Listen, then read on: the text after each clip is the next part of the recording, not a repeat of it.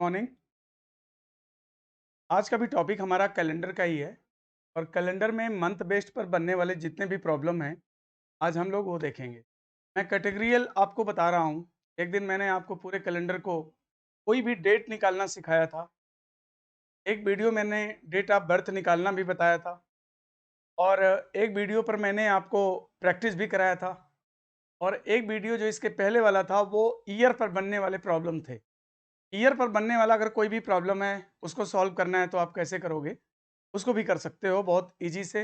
मैंने आपको 4 कॉन्सेप्ट बताया था, उन 4 कॉन्सेप्ट अगर आपको पता है, विदाउट पेन लिफ्टिंग आप आंसर दे सकते हैं। उसी प्रकार से मंथ में भी अगर आपको कॉन्सेप्ट क्लियर है, मैं थोड़ा-सा कुछ पॉइंट बताऊँगा। अगर वो पॉइंट्स आपके क्लियर हैं, तो मंथ पर बनने वाले किसी भी प्रॉब्लम का आंसर आप विदाउट पेन लिफ्टिंग बता सकते हैं। ठीक है। दोस्तों, कैलेंडर को मैं शुरू करने से पहले एक चीज़ मैं आपको और बता दूँ कि अभी सीबीएसई बोर्ड का एग्ज़ाम हो गया है और आईसीएसई बोर्ड का एग्ज़ाम अभी रनिंग है, ठीक है? तो आपको बता दें कि इसके बाद इस बार जितनी भी यूनिवर्सिटी हैं, वो सीयूईटी का एग्ज़ाम कंडक्ट कर रही हैं। पहले क्या होता था कि पहले जो है मेरिट के आधार पर, जैसे डीयू की मैं बात करूँ, तो मेरिट के आधार पर ये लोग बच्चों को सेलेक्ट करते थे। है ना? और कट ऑफ बहुत हाई लेवल का होता था, है ना? तो जो हमारे यूपी, बिहार या पूर्वांचल की साइड के जो बच्चे हैं, जो इधर के बच्चे हैं, उनका जो है डीयू यूनिवर्सिटी में एडमिशन मिलना मुश्किल हो जाता था क्योंकि केरला एंड साउथ इंडिया में उधर क्या है कि उधर से जो बच्चे आते थे वो 95 प्लस जो है अपना मार्क्स गेन करके आते थे। तो यहाँ के बच्चों को एडमिशन मिल नहीं पाता था। तो इस बार उनके लिए एक खुशखबरी है कि सीयूईटी जो है एग्ज़ाम कंडक्ट करा रहा है ना? तो कॉमन यूनिवर्सिटी एंट्रेंस टेस्ट है, तो इसके आधार पर इस बार कट ऑफ डिसाइड होगा। तो इस बार जो है इक्वालिटी होगी, सबको एडमिशन मिलने के चांसेस होंगे। और आपको मैं बता दूं कि उसमें जो सेक्शन 3 है, उसमें आपको जीके है और रीजनिंग का पोर्शन है, रीजनिंग है। रीजनिंग में आपको एनालिटिकल और लॉजिकल, रीजनिंग सेक्शन से सवाल पूछे जाएंगे, है ना? एनालिटिकल की प्रॉब्लम्स जैसा कि सिलेबस में गिवन है और लॉजिकल प्रॉब्लम भी उसमें गिवन है। तो दोस्तों ऐसा है कि जो भी बच्चा 12 पास आउट करके आएगा वो रीजनिंग से अननोन होता है। उसको ये नहीं पता है कि रीजनिंग में क्या है और क्या पढ़ना है, कौन से टॉपिक पढ़ना है। तो लॉजिक के जैसे क्वेश्चन होते हैं ना, तो अगर आपको उसका अगर फंडामेंटल कॉन्सेप्ट अगर क्लियर नहीं है, आपको अगर रूल नहीं पता है कि कैसे करना है, लाइक एजम्पशन है, एजम्पशन का प्रॉब्लम है, कॉन्क्लूजन का प्रॉब्लम है, सिलॉक्स है, आर्गुमेंट है, कोर्स ऑफ एक्शन है,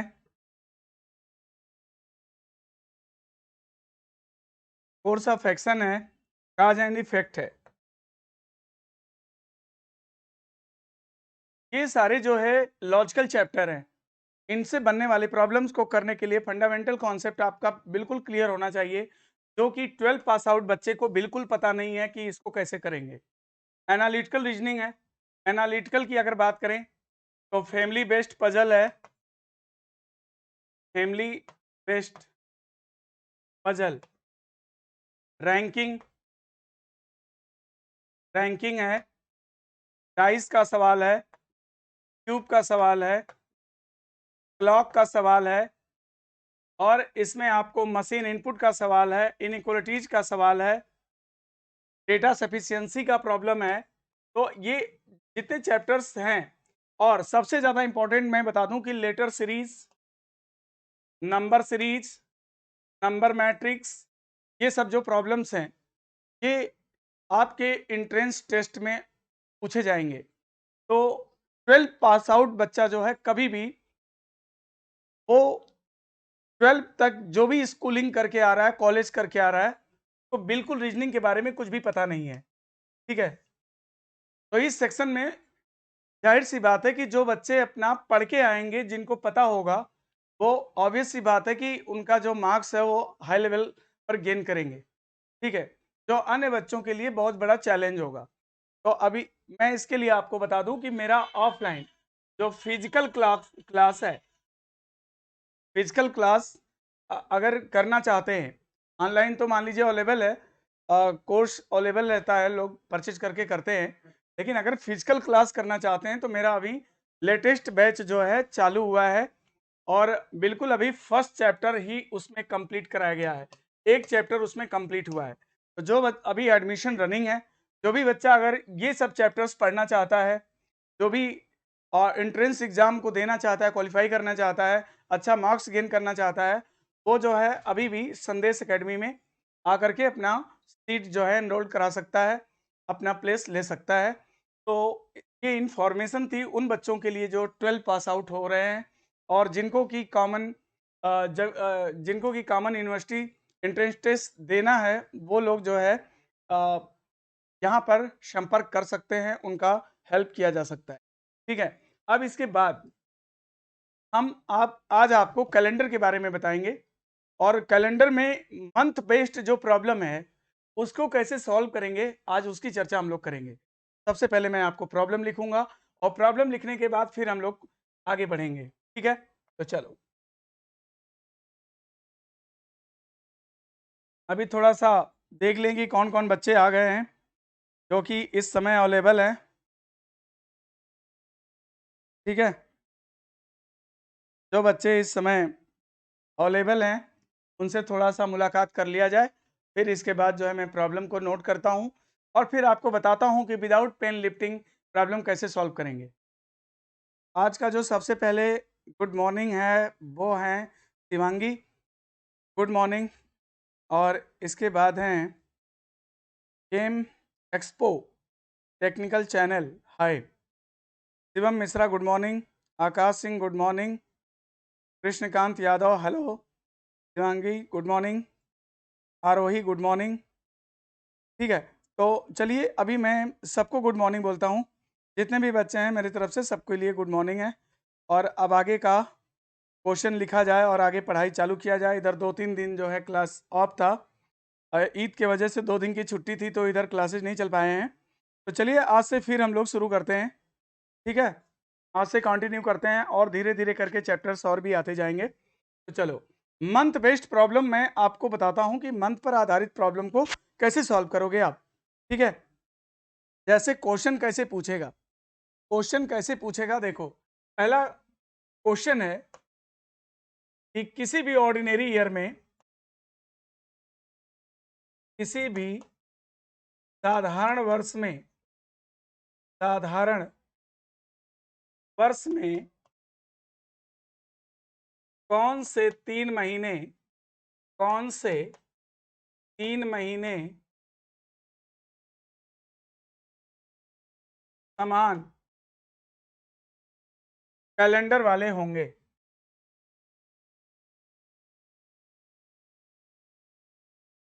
समान कैलेंडर वाले होंगे, ये पहला क्वेश्चन है। दूसरा क्वेश्चन है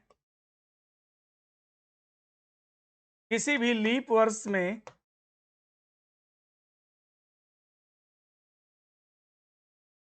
लीप वर्ष में कौन से 3 महीने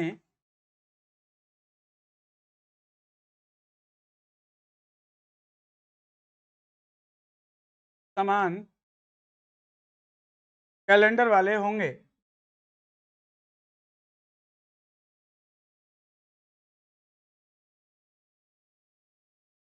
समान कैलेंडर वाले होंगे। और चौथा तीसरा सवाल है किसी भी ऑर्डिनरी यानी साधारण वर्ष में,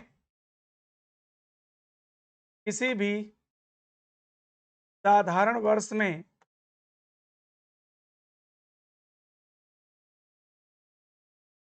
जनवरी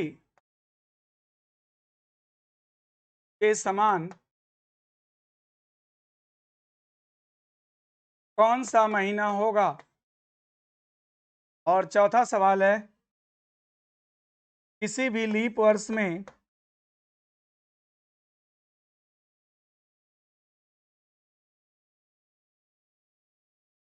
फरवरी के समान कौन सा महीना होगा? और पांचवा सवाल है, किसी भी साधारण वर्ष में, साधारण मीन्स ऑर्डिनरी और लीप, किसी भी साधारण वर्ष में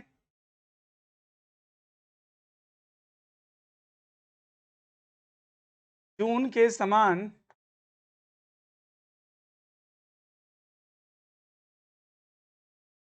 कौन सा महीना होगा? कुल मिला के 5 क्वेश्चन मैंने नोट डाउन करा है। तो ये सारे क्वेश्चन महीने पर बनने वाले हैं। तो इन क्वेश्चन को करने से पहले मैं दोस्तों आपको एक चीज बता दूं कि साधारण वर्ष क्या है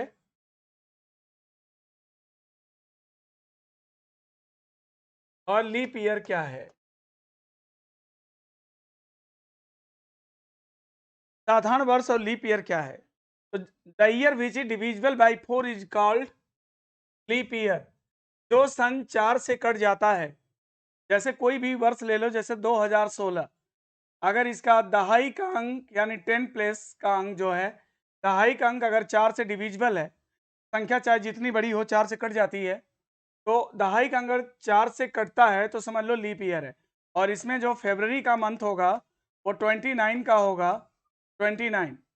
और किसी भी ऑर्डिनरी ईयर जो होगा, जैसे मान लो 2013, तो इसमें दहाई का अंक 4 से नहीं कटेगा, तो इसमें जो फरवरी होगी वो 28 की होगी। ठीक है, 28 की होगी। ऑर्डिनरी ईयर और लीप ईयर में बस इतना सा अंतर है कि ऑर्डिनरी ईयर में जो फरवरी है वो 28 की होती है और वर्ष में 365 दिन होते हैं, और लीप ईयर में जो फरवरी है वो 29 की होती है और वर्ष में 366 दिन होते हैं। तो अगर इतना क्लियर है, इतना अगर क्लियर है, तो फिर हम लोग क्वेश्चन पे चलेंगे और क्वेश्चन का आंसर कैसे देंगे। अब इसके लिए रटना नहीं है, आपको रटना नहीं है। अगर रटोगे तो कुछ नहीं होगा। मैं आपको निकालना सिखा देता हूं, और एक बार सीख लिया ना तो फिर कभी भी रटने की जरूरत नहीं पड़ेगी, और किसी भी क्वेश्चन का आंसर ओरली आप बता सकते हैं। ठीक है, तो चलो 12 महीने का नाम एक लाइन में लिखना है। जैसे जनवरी है, फरवरी है, मार्च है, अप्रैल है, मई, जून, जुलाई, अगस्त, सितंबर, अक्टूबर, नवंबर, दिसंबर। दोस्तों इसलिए ऐसा इसलिए मैंने लिखा क्योंकि एक ही लाइन में लिखना था। ठीक है, और सबका एक्स्ट्रा नंबर ऑफ डेज उसके नीचे आपको लिख देना है, सबका। ठीक है सर, लॉजिकल रीजनिंग के लिए क्लास आप कब लेंगे? बहुत जल्द लेंगे। और पूरी लॉजिकल रीजनिंग में पूरी टॉपिक को ढेर सारे क्वेश्चन प्रैक्टिस कराएंगे और जल्द ही कराएंगे। ठीक है, तो आप लोग साथ में बने रहो, धीरे धीरे करके सब होगा, सारी चीज़ें होंगी। ठीक है, चलो देखो, अब इसमें क्या है कि 12 महीने का नाम हमको लिख देना है और लिख दिया।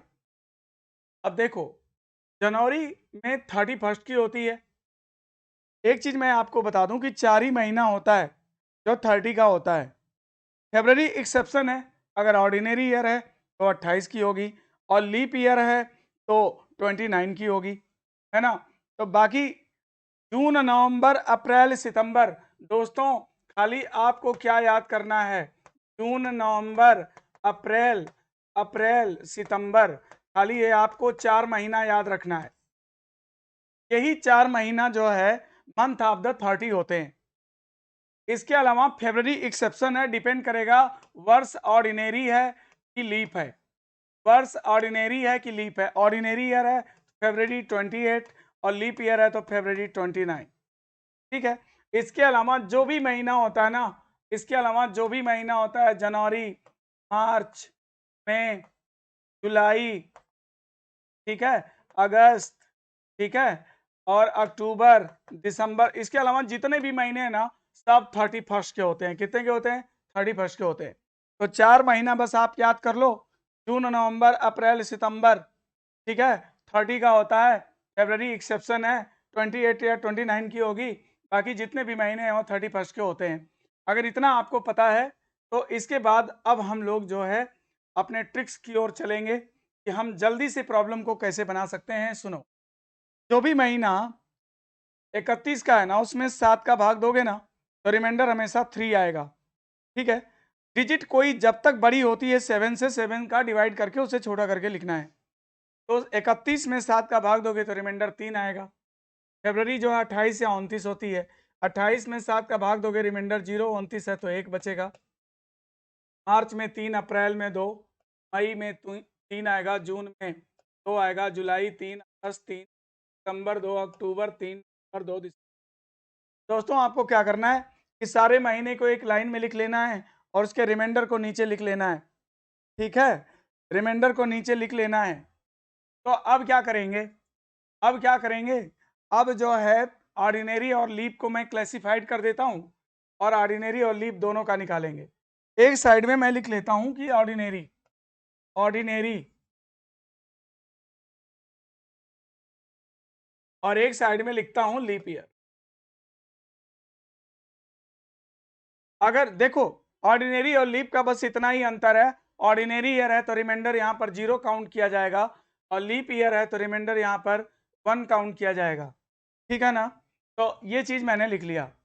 अब किसी भी ऑर्डिनरी ईयर में मान लो कि अगर हमें जनवरी के समान निकालना है कि कौन सा महीना होगा, जनवरी के समान कौन सा महीना होगा, तो आप क्या करोगे ना, तो आप क्या करोगे कि जिस महीने के, ध्यान से मेरी बात को सुनो, जिस महीने के समान कैलेंडर वाला दूसरा महीना निकालना होता है, उस महीने से शेष को जोड़ना स्टार्ट करते हैं, मतलब रिमाइंडर को जोड़ना शुरू करते हैं और तब तक जोड़ते हैं जब तक 7 या 7 का मल्टीप्ली न प्राप्त हो जाए। जहां पर प्राप्त होता है वहीं रुक जाते हैं और उसके ठीक आगे वाला महीना, इमीडिएट आगे वाला महीना जो होता है ना, वो समान कैलेंडर वाला महीना कहलाता है। तो चलो, जनवरी के समान कैलेंडर वाला महीना आपको निकालना है, तो आ जाओ, जनवरी से रिमाइंडर को जोड़ना चालू करो और तब तक जोड़ो जब तक कि 7 या 7 से कटने वाली कोई संख्या न प्राप्त हो जाए। तो यहाँ से जोड़िए, 3, 3 6, यहाँ पे 0 है ना, 3 3 6, 2 8, 3 11, 11 2 13, 13 3 16, 16 3 19, 19 और 2 21। यहाँ पर दोस्तों 21 आया है और इसके जस्ट आगे कौन सा महीना है बताओ, अक्टूबर। तो याद रखो कि किसी भी ऑर्डिनरी ईयर में जनवरी और अक्टूबर का जो कैलेंडर है वो समान कैलेंडर वाला होगा। हम बार बार समान कैलेंडर बोल रहे हैं, इसका मतलब क्या है, इसका मतलब है ना, जिस तारीख को जो दिन जनवरी में होगा ना, वही तारीख को वही दिन अक्टूबर में भी होगा। आप चाहो मोबाइल उठाओ और अभी देख लो, क्योंकि 2022 चल रहा है और 2022 ऑर्डिनरी ईयर है। आप देख लेना, जनवरी और अक्टूबर में सेम डेट पर सेम दिन होगा। आप अभी चाहो तो चेक कर सकते हो, मिला सकते हो, जनवरी और अक्टूबर का कैलेंडर समान होगा। इसी प्रकार फेब की बात करें तो यहाँ से हम शेष को जोड़ना स्टार्ट करेंगे। फेब की बात करें तो यहाँ से हम शेष को जोड़ना चालू करेंगे। 0 है ना, चलिए 0, 3 2 5, 3 8, 2 10, 3 13, 3 16, 2 18, 3 21, यहाँ रुक जाओ और इसके जस्ट आगे क्या है, नवंबर। तो याद रखना किसी भी ऑर्डिनरी ईयर में फेब के समान कौन सा महीना होगा, नवंबर होगा दोस्तों। ठीक है, फरवरी में जिस तारीख को जो दिन होगा ना, नवंबर में वही तारीख को वही दिन होगा, राइट। ओके, अब इसके बाद मान लो मार्च का निकालना है। 3 2 5, 3 8, 2 10, 3 13, 3 16, 2 18, 3 21, रुक जाओ, जस्ट आगे क्या, नवंबर। नवंबर, मार्च के बराबर भी नवंबर है ना, मार्च के बराबर भी नवंबर है। ओके, तो फरवरी के बराबर भी नवंबर है, मार्च के बराबर भी नवंबर है। तो दोस्तों ये बताओ कि फेब का, मार्च का और नवंबर का ये कैलेंडर बताओ समान हो जाएगा कि नहीं, ये कैलेंडर बराबर हो जाएगा कि नहीं, है ना। तो फरवरी मार्च नवंबर का कैलेंडर समान हो जाएगा। मतलब आपके एक प्रश्न का उत्तर तो तुरंत मिल गया कि फेब मार्च नवंबर का कैलेंडर समान हो जाएगा। इसी प्रकार मान लो अप्रैल का निकालते हो, अप्रैल का निकालते हो, तो अप्रैल का निकालोगे यहाँ से 2 3 2 5 2 7, 7 आ गया ना, रुक जा, इसके जस्ट आगे क्या, जुलाई। अप्रैल बराबर जुलाई होगा। अगर आप चाहो तो अभी मोबाइल चेक कर सकते हो, किसी भी ऑर्डिनरी ईयर, 2022 भी ऑर्डिनरी है, अप्रैल और जुलाई का कैलेंडर देख लो, समान होगा। जिस तारीख को जो दिन अप्रैल में होगा ना, जैसे आज कौन सी जिस तारीख को जो दिन अप्रैल में होगा ना, वही तारीख को वही दिन जुलाई में भी होगा, राइट। अगर मान लो तुम मई का निकालते हो, मई का निकालते हो तो क्या हो जाएगा, ये देखो, यहाँ से जोड़ोगे 3 2 5 3 8 3 11 2 13 3 16 2 18 3 21, जस्ट आगे जनवरी। अगर तुमसे पूछा जाए 2022 की मई, तुम कहोगे 2023 की जनवरी, मतलब कि नेक्स्ट ईयर की जनवरी इसके समान कैलेंडर वाले होगी। क्यों? क्योंकि दिसंबर के बाद दोस्तों वर्ष भी बदल जाता है, इसलिए नेक्स्ट ईयर की जनवरी आएगी। ठीक है, अब मान लो मैं जून का निकालता हूँ, है ना, जून का निकालता हूँ। जून से शुरू करेंगे, 2 3 2 5 3 8 2 10 3 13 13 2 15 3 18। अब इसके बाद फिर जनवरी पे जाओगे 18 3 21, जस्ट आगे क्या है, फेब्रवरी। तो नेक्स्ट फेब्रवरी, नेक्स्ट जो फेब होगा ना, अगले साल का जो फेब होगा ना, वो इस साल के जून के समान कैलेंडर वाला बन जाएगा। ठीक है, तो इस तरह से आपको इसमें बैक नहीं जाना है, इसमें सदा आपको आगे जाना है, राइट। ओके, तो इसी तरह मान लो अगर लीप ईयर है, और किसी भी लीप ईयर में अगर जनवरी के समान कैलेंडर वाला महीना निकालना चाहते हो ना, तो सुनो, जनवरी से शुरू करोगे, लेकिन दोस्तों अगर लीप ईयर है तो लीप ईयर पे क्या करेगा, यहाँ पर 1 काउंट करेंगे, रिमाइंडर में क्या काउंट करेंगे, 1 काउंट करेंगे। तो यहाँ से चलो जोड़ते हैं, 3 1 4 और 4 3 7 7, यहाँ पे 7 आ गया ना, मार्च पे जस्ट आगे क्या, अप्रैल। जनवरी बराबर क्या होगा, अप्रैल हो जाएगा। ठीक है, जनवरी और अप्रैल का कैलेंडर क्या होगा ना, सेम हो जाएगा। इसी प्रकार मान लो कि फेब का निकालते हो, फेब का निकालते हो, तो फेब से शुरू करेंगे, है ना। 1 3 1 4 2 6 3 9 2 11 3 14, जस्ट आगे क्या, अगस्त है, तो अगस्त आ जाएगा। ठीक है, इसी प्रकार मान लो कि तुम मार्च का निकालते हो, मार्च का निकालते हो, मार्च से शुरू करोगे, 3 2 5 3 8 2 10 3 13 3 16 2 18 3 21, जस्ट आगे क्या, नवंबर, नवंबर आ जाएगा। इसी प्रकार मान लो अप्रैल का निकालते हो, अप्रैल का निकालते हो, 2 3 2 5 5 2 7, जस्ट आगे क्या है, जुलाई, तो जुलाई आ जाएगा। ठीक है, तो ये दोस्तों ये बताओ कि जनवरी के बराबर अप्रैल है और अप्रैल के बराबर अगर जुलाई है, तो बता ये 3 महीना जो है, जनवरी अप्रैल और जनवरी अप्रैल जुलाई, ये तीनों महीना बताओ समान कैलेंडर वाला महीना बन जाएगा कि नहीं। ये तीनों महीना समान कैलेंडर वाला महीना बन जाएगा, है ना। तो एक प्रश्न का उत्तर अपने आप ही आपको मिल चुका होगा, है ना। जनवरी अप्रैल जुलाई का कैलेंडर किसी भी लीप ईयर में सेम कैलेंडर होता है ना। सेम कैलेंडर का मतलब जिस तारीख को जो दिन उसमें, वही तारीख को वही दिन उसमें होगा, राइट। ओके, तो अब इसके बाद मान लो अप्रैल के बाद मई का निकालना है, तो उसी तरह से आप निकालोगे। जून का निकालना है तो उसी तरह से निकालोगे, सेम, है ना। मतलब कि जिस महीने के समान कैलेंडर वाला दूसरा महीना निकालना होता है, उस महीने से शेष को जोड़ना स्टार्ट करते हैं। रितेश द्विवेदी रितेश द्विवेदी को बहुत अच्छे से समझ में आया, थैंक यू रितेश, है ना। Miss you god sir ji, miss you too, है ना। तो श्याम सुंदर हैं, प्रणाम गुरुजी, प्रणाम। तो सारे बच्चों का ये चीज पहले देखो, कॉन्सेप्ट समझ लो, फिर आंसर तो हम लोग 2 मिनट में दे डालेंगे, सारी चीजों का आंसर फटाफट दे देंगे। पहले इतना समझना जरूरी है, जनवरी फरवरी मार्च अप्रैल मई जून जुलाई अगस्त, सबका पहले रिमाइंडर जोड़ लिया। एक बार मैं फिर से रिपीट कर देता हूँ, जिस महीने के समान कैलेंडर वाला दूसरा महीना निकालना होता है ना, उस महीने से शेष को जोड़ना स्टार्ट करते हैं, और तब तक जोड़ते हैं जब तक कि योगफल 7 या 7 का मल्टीपल न प्राप्त हो जाए। जहाँ पर प्राप्त होता है उसके जस्ट आगे वाला महीना समान कैलेंडर वाला महीना होता है। ठीक है, बिल्कुल। तो चलो अभी हम लोग क्वेश्चन पे चलें। ये आपका क्वेश्चन आ गया।